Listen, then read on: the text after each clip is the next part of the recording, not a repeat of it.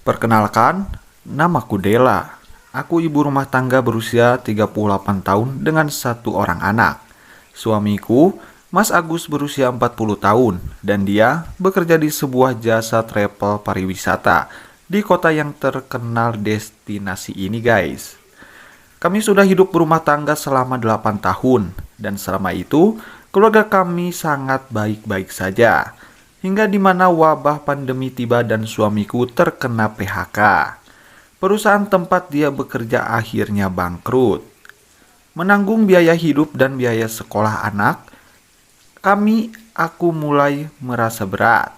Apalagi aku enggak bekerja. Tabungan dan perhiasan pun terjual untuk memenuhi kebutuhan. Bunda, kayaknya kita harus menjual rumah ini untuk bertahan hidup. Untuk sementara kita ngontrak saja ya, kata Mas Agus. Kondisi kami benar-benar kepepet saat itu, hutang makin menumpuk. Terserah ayah saja, mana yang terbaik. Kalau memang hanya itu jalannya ya enggak apa-apa, Bunda sangat setuju, itu jawabanku. Rumah kami adalah harta terakhir, hanya itu harapan kami. Uang hasil penjualan digunakan suamiku untuk membayar hutang-hutang kami. Dan saat itu, kami pindah ngontrak rumah di pinggir kota, sekedar untuk kami bisa bertahan hidup. Tapi baru 4 bulan ngontrak, ternyata ada masalah lagi. Mas Agus ternyata masih punya banyak hutang. Siang itu Bunda Linda pemilik kontrakan datang ke rumah kami. Jadi Mbak Dela, rumah ini dikontraknya bulanan. Dan sudah 2 bulan ini Mas Agus nunggak.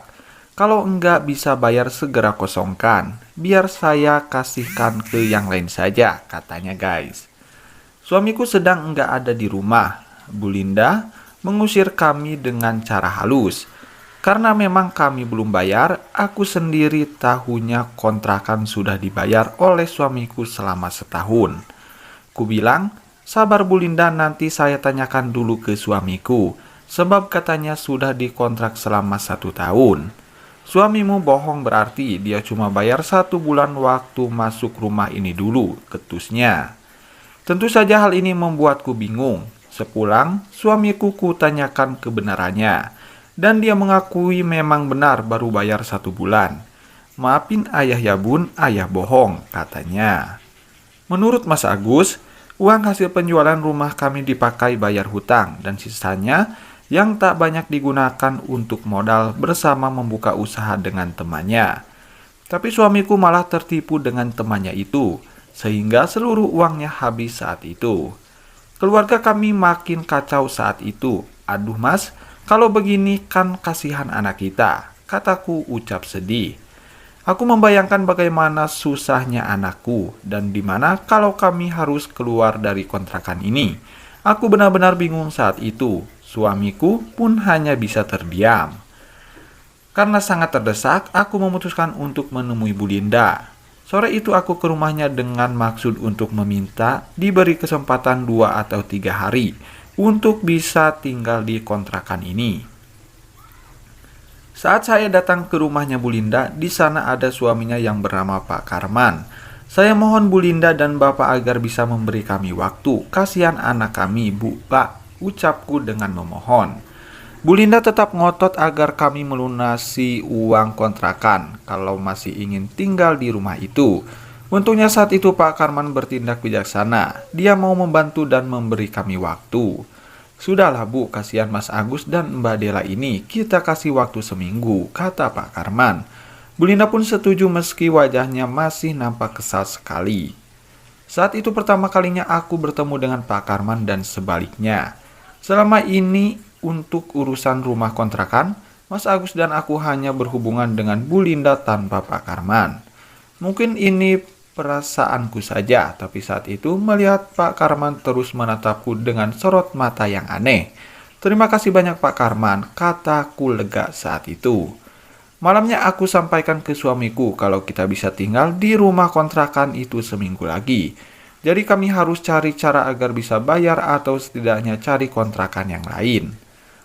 Suamiku memberitahuku kondisinya lebih rumit tak seperti yang aku bayangkan. Bunda sudah ketemu Bu Linda dan Pak Karman. Tanyanya aku jawab, iya sudah, aku sudah ketemu Pak Karman. Disitulah aku sangat kaget. Ternyata Pak Karman sudah lama kenal dengan Mas Agus suamiku. Bahkan suamiku punya banyak hutang ke Pak Karman yang seorang pengusaha kayu itu guys. Kata Mas Agus, Pak Karman pernah melihat fotoku di handphone milik suamiku itu. Dan Pak Karman mengatakan kalau tak mampu bayar hutang nggak apa-apa, asalkan suamiku mengenalkan aku padanya. Pak Karman tertarik sama bunda, kata suamiku. Maksud ayah apa? Tanyaku di saat kami sedang membicarakan hal itu. Dan saat itu juga Pak Karman ternyata datang ke rumah kontrakan kami. Malam itu sudah jam 11 malam, anakku sudah tidur. Aku membuatkan kopi untuk Pak Karman, lalu ikut duduk di sofa ruang tamu bersama dengan suamiku dan Pak Karman.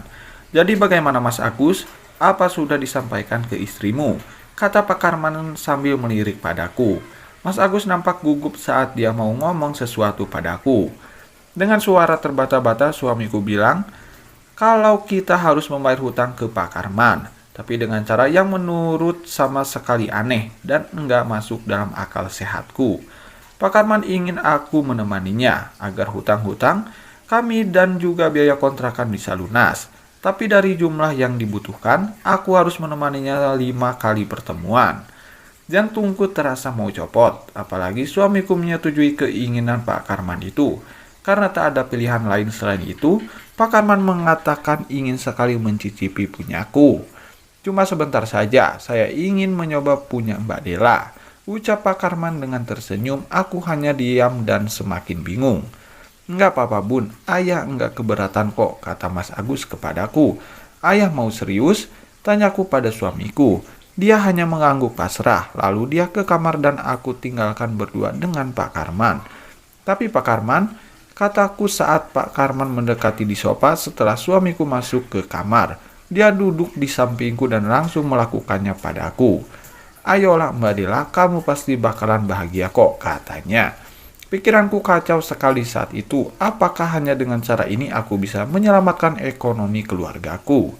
Ketika aku menolaknya, tapi aku juga enggak bisa membiarkan anakku kesusahan jika kami harus keluar dari kontrakan ini.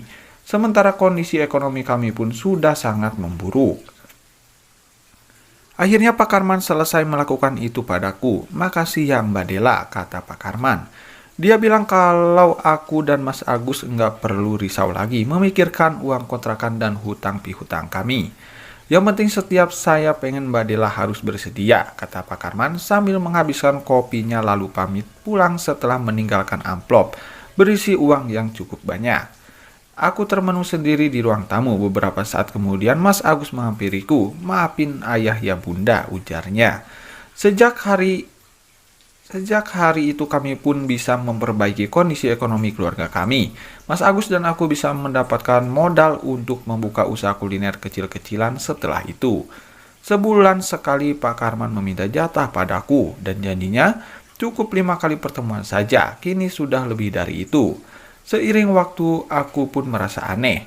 Aku justru bahagia setiap kali melakukan bersama Pak Karman, bahkan lebih daripada yang kuberi pada suamiku.